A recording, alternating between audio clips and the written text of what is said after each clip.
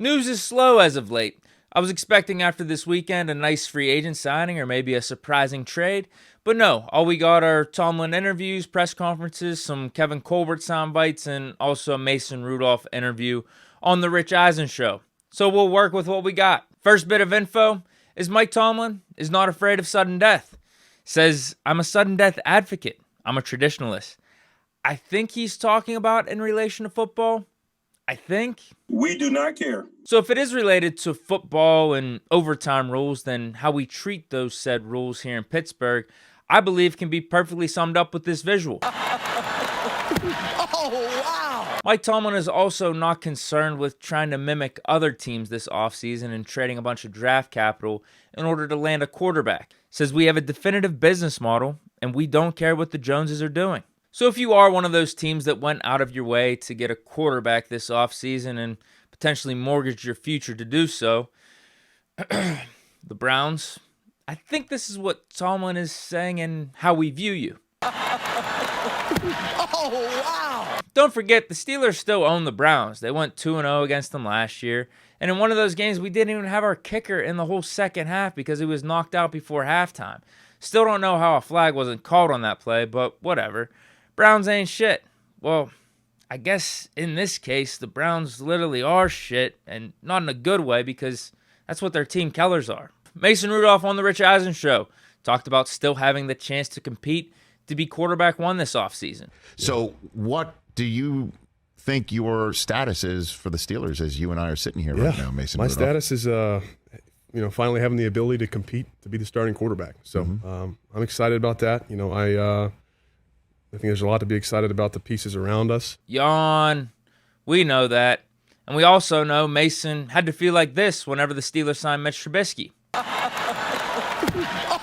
wow! And unfortunately, the news I was expecting to hear this whole weekend, Tyrann Mathieu signs with the Steelers, did not happen. But we did get some form of Tyrann Mathieu news, and that was from Kevin Colbert on how we operate when signing free agents. From Brooke Pryor's Twitter, for everyone clamoring for the Steelers to sign safety Tyrann Mathieu, Kevin Colbert reiterated that the team's priority is adding young, veteran players. Our preference is always to add players coming off their first contract or as close to their first contract as they can be. After reading that, we as Steeler Nation feel like this. Oh,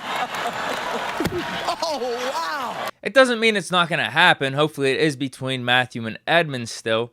But what if I was GM? Would I be signing players past their second contracts? How would the team shape out to be?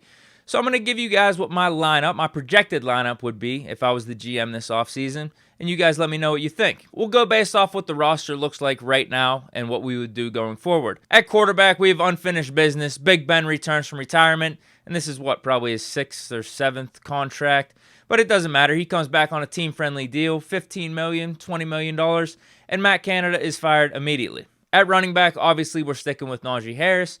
Receiver, Deontay Johnson and Claypool both are staying on the team, but we have to round out the receiver room. There are a couple signings that need to be made. Our first receiver addition is none other than AB. It's time to get to work, baby.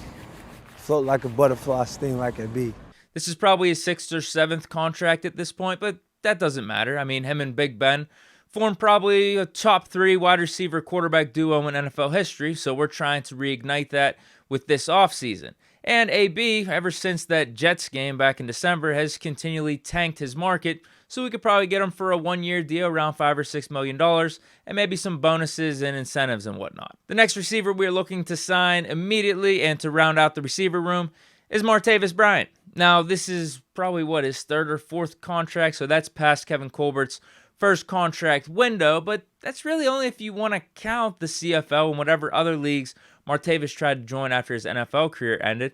I think he could be a good complement. From 1 to 4, we got Claypool, Deontay, AB, and Martavis Bryant. Now, I understand some of you may be wondering if this is what the receiver room is going to look like when the season ends.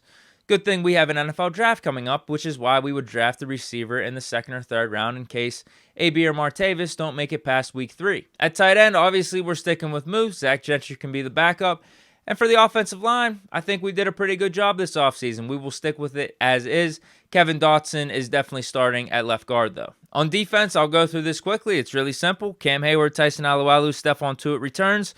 On the defensive line, outside linebackers, TJ Watt, Alex Highsmith. Middle linebackers, Devin Bush, Miles Jack. Levi Wallace and Akello Witherspoon are the starting corners. At slot, we have Cam Sutton. And then at safety, we have Minka Fitzpatrick. And of course, we close the deal out with the Honey Badger. So with all the moves that have been made, we got Big Ben at quarterback, AB, Martavis, and then Tyrann Mathieu. I think that could all fit in with our cap space capabilities.